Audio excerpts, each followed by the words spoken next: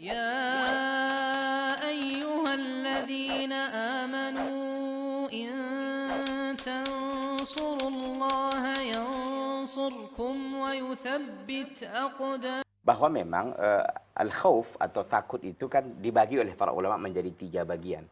Yang pertama disebut dengan khaufun tabi'i. Khaufun tabi'i itu memang takut yang sifatnya natural gitu. Kita takut sama api, takut sama singa, takut sama ketinggian. Itu adalah khaufun tabi'i gitu. Jadi dan manusia tidak dicela di situ.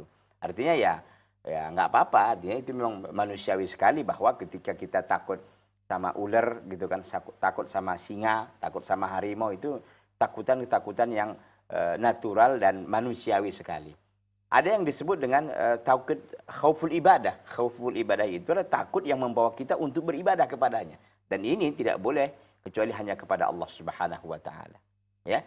Jadi takut dan ini takut yang terpuji, khauful ibadah ini. Semakin takut orang kepada Allah, semakin dia dekat kepada Allah. Dengan cara apa? Dengan cara beribadah kepadanya.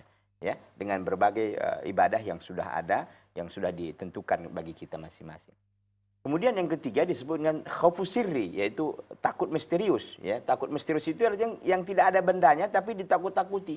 Seperti orang ini ada Nyi Loror Kidul, ada lagi yang disebut dengan babi ngepet, kolor hijau dan lain sebagainya. Ini kan bentuk-bentuk yang apa ya?